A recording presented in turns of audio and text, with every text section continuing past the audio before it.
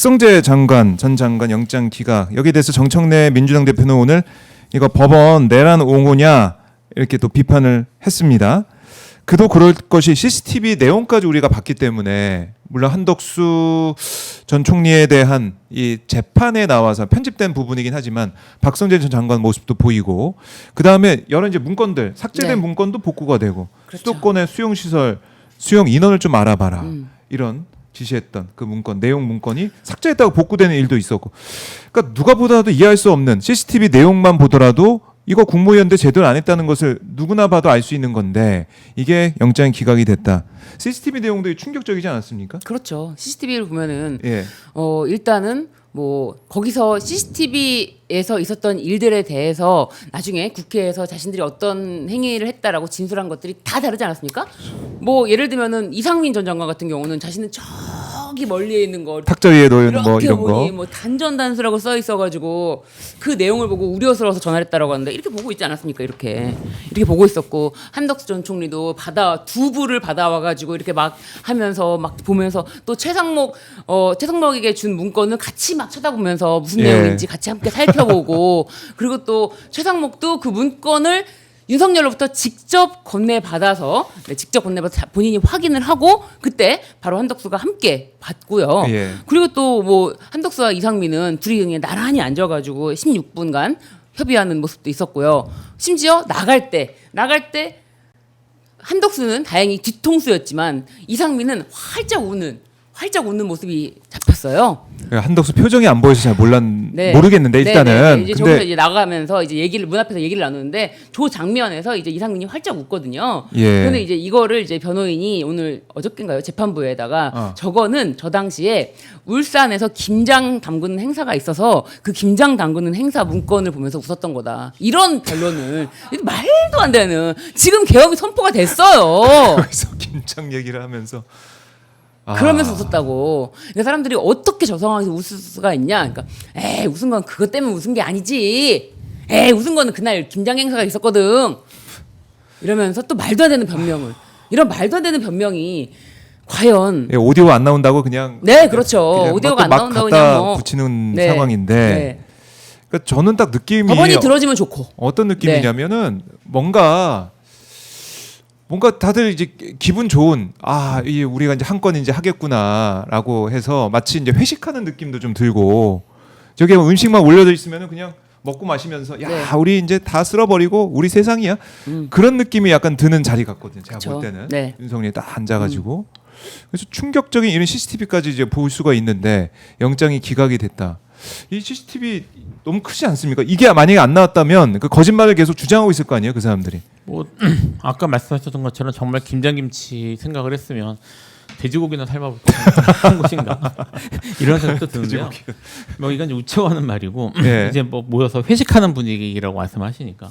근데 지금 당시에 그 이른바 국무위원들이 그 자료 받아와가지고 지시 받아서 자기들끼리 이런저런 즐겁게 토의하면서 이제 우리 세상 왔구나라고 한 그러니까 딱 그런 모습이잖아요. 그런 느낌이에요. 그런 모습이잖아요. 근데 지금 뭐 한덕수 전 총리 포함해서 관련 피고인들이 전부 오리발 내밀었지 않습니까? 그러니까 다 지금 거짓말을 하는 게 저걸로 확인이 되는 것이고. 근데 이제 이 CCTV가 한덕수에 대한 영장 심사에서 제시가 됐다면 뭐 됐다고 지금 나오는 것 같은데. 다시 이제 이미 한덕수 때부터 법원이 영장을 작정하고 발부하지 않은 게 아닌가라는 생각이 들 수밖에 없는 상황인 거예요. 그러니까 CCTV를 보고도 영장 기각됐다는 것은 좀 상상할 수가 없으니 작정하고 영장 발부 안 한 게 아니냐. 그렇죠. 그러니까 뭐 진짜 저걸 우리 돼지고기 삶아서 그러면 울산에다가 김치 가져와서 회식할까 뭐 이런 식으로 해석을 했다는 건지. 그러니까 사실 그 자리에서 한덕수가 했던 말하고 안 맞는 거잖아요. 말이 거의 결정적 증거가 나온 상태에서. 근데 저게 내란하고 상관이 없고 지금 안 맞는데도 불구하고 영장이 안 나왔다는 거니까. 그래서 이미 지금 법원이 그럴 생각으로 하고 있었나? 이런 생각이 사실 들게 만드는 장면입니다. 그렇네. 작정하고 지금 이런 게 아니에요. 그러면 구속된 이상민 전 장관 또 억울하고 뭐 이런 건가요? 그럼 지금 이 상황이 나도 박정호 판사한테 박정호, 네, 박정호 판사한테 네. 했어야 된다. 뭐 이런 생각을 그렇죠. 하는지. 박정호 판사한테만 걸렸으면은 나는 뭐 완전 그냥 김장김치 하다가 와가지고 아무것도 몰랐어요. 네. 그 김치 그거 김장김치 그거 속 재료 문건이었어요. 이렇게 말할 수 있었는데 이제 헛웃음이 나오는 그런 상황이에요. 그러면 이 지금 내란이 진행되고 있는 이 모습, 내란을 옹호하는 사법부의 의심을 사고 있는 행동들, 이거 어떻게 돌파해야 됩니까? 해법을 얘기를 좀 해봐야 돼요. 지금 예.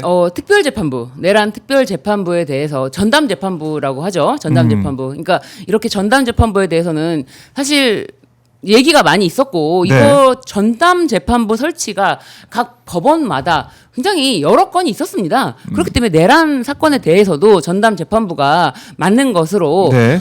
법 추진하고 있다가 사실 그 특검 기간 연장 관련해서 그 법을 발의하면서 제가 봤을 때는 법원에서도 뭐 직위원 쪽에 우리가 뭐 판사 한 명 더 넣고 우리가 좀 더 이런 여러 가지 조치를 할 테니까 좀 그러지 마. 내란 전담재판부 하지 마. 우리가 알아서 좀 할게. 잘 해볼게. 네, 그런 분위기였죠. 하면서 그런 시그널을 막 주지 않았습니까? 예. 그렇기 때문에 거기서 사실 그 법을 세게 밀어붙이진 않았어요. 그랬는데 결과가 이렇게 된 거 아닙니까? 그렇기 때문에 지금 이미 법사위에서 네. 그 전담재판부에 대해서 심사 중이에요.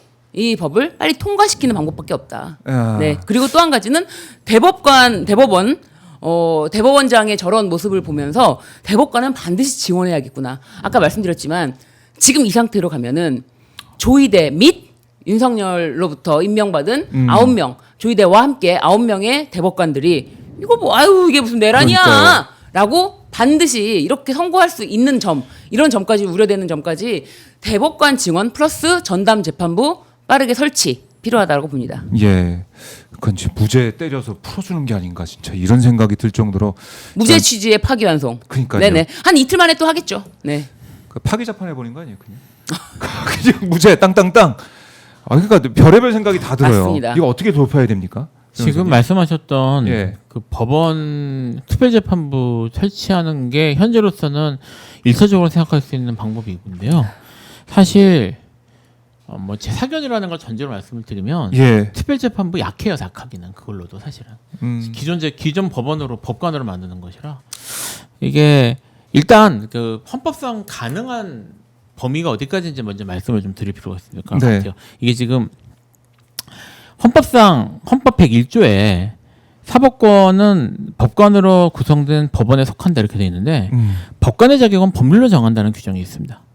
그런 게 있고요. 네. 그다음에 여기 이제 여기 104조에 대법원장과 대법관이 아닌 법관은 대법원 회의의 동의를 거둬 대법원장이 임명한다 이렇게 규정이 돼 있어요. 임명 방식에 대한 것들만 있는데 여기서 중요한 건 뭐냐면 법관의 자격을 법률로 정한다는 게 사실은 중요합니다. 이게 분명히 위헌 시비가 나올 거예요. 하는데 저는 어떻게 생각하냐면 그 사법 시험이나 변호사 시험 출신이 아닌 일반인들이 상당 부분 들어가야 된다는 생각이 좀 있어요. 근데 그게 되겠어? 그러니까요. 그게 위헌 아니야?라고 할 수 있는데 그 법관의 자격을 법률로 정하도록 돼 있어서요. 특별법으로 정하면 됩니다. 근데 이제 위헌 시비 나올 거예요. 분명히 나올 겁니다. 뭐 그렇긴 하겠지만 근데 이게 저는 이제 어떤 생각이 있냐면 뭐 다시 한번 사견입니다 이거는. 근데 예. 그 대법관 숫자를 늘리는 것과 동시에 그 사법부 같은 경우에는 법관의 구성을 그러니까 사법 시험 그다음에 뭐 이제 변호사 시험 바뀌었으니까 변호사 시험 출신만으로 채우는 게 매우 위험하다는 생각이 좀 있거든요. 그러니까 괴리가 되는 거죠 우리 국민들의 생각과. 그 엘리트 의식이나 이런 카르텔이 똘똘 뭉치는 건데 사실 지금 계속 검찰이 문제가 되고 있지만 네. 그 엘리트 의식이 정말 강한 집단은 법원이에요. 다만 법원이 검찰만큼 문제를 덜 일으키는 까닭은 네. 법원은 법원은 수동적 기관이라 자기들이 적극적으로 권력을 투사할 수가 없거든요. 그래서 사실은 문제가 덜 된 거지. 네. 지금 지금 이제 조희대 대법원장이나 뭐 천대엽 뭐 이런 사람들이 태도를 보시면 아시겠지만 어디 감히 약간 이런 기본적 그런 태도를 보이잖아요. 예, 어디 감히 우리 대법원장이 그 법의 대법원장이 법 청문회 대상이라고 적시돼 있음에도 불구하고 어디 감히 이 사람들은 대법원 대법관님에도 불구하고 법이 중요한 사람들이 아닙니다. 이미. 그러니까 그런 식의 사고방식 카르텔이 돼 있어서 예. 그래서 재판에 이제 법관 숫자를 크게 늘리고 일정 비율 이상을 저기 변호사 시험이나 사법 시험 출신이 아닌 사람으로 채우는 것이 카르텔을 깨는 방법이라는 생각이 있었는데 저는 이제 내란 재판부 얘기를 할 때 뭐 단순히 지금 법관 내에서 법원 풀내에서 하는 게 아니라 뭐 아예 이제 저 배심원처럼 그 뭐 여러 국민들을 참여시키도록 하고 그런 국민들이 재판에 관여할 수 있도록 판단에 관여할 수 있도록 하는 뭐저 국민참여재판제 재판부를 좀 확대해가지고 네. 만든다든지 이런 식의 작업이 필요할 것 같아요. 그래야 견제가 될 것 같습니다. 근데 이제 이거는 다시 말하자면 제 생각이고 현재 지금 민주당이 추진하고 있는 내란 특별재판부 같은 경우에는 네. 훨씬 약해요. 약하기는 약해서 약하고 저기 거기에 들어간 법관들은 현재 지금도 법관들을 중심으로 하는 거라서 네. 여전히 조희대라는 대법원장의 그 직속 부하인 셈이거든요, 말하자면. 왜냐면 직속 부하라는 말을 썼는데 실제로 그렇습니다. 왜냐하면 인사권하고 예산권을 다 갖고 있는 징계권을 다 갖고 있는단 말이에요. 그러니까 조희대가. 그러니까 자기들이 이거 참여해가지고 대법원에서 눈밖에 나는 일이 벌어지면 어차피 끝난 다음에 다시 법관해야 되는데. 그래서 좀 법원이 이런 식으로 하는데 네. 이게 분명히 이제 민주당이나 뭐 민주당이 주도하겠죠. 이제 국회에서 무슨 법 같은 걸 헌법에 얘기하면서 법을 만들고 하면은 난리가 날 거예요. 근데 난리가 나더라도 지금 저들은 눈치 안 보고 하는데, 그런데요. 예, 눈치 안 보고 하는데 좀 어디까지 할 수 있는지 헌법 예. 이거 제가 펴놓고 얘기했던 거죠. 헌법 펴놓고 그리고 뭐 관련 논란이나 이런 것들 다 이렇게 좀 진지하게 보면서 좀 적극적으로 대응을 해줘야 되는 상황일 것 같아요. 제가 봐서. 그러니까 저쪽은 정말 죽자 살자. 왜냐하면 여기서 잘못되면 자기들은 내란 동조 네. 세력, 옹호 세력으로 다 쓸려가니까 어떻게든 이걸 지켜내고 살아야겠다. 이런 정말 간절하게 이게 달려붙고 있는데 네. 우리도 이렇게 네. 정신 차리고 네. 해야 된다.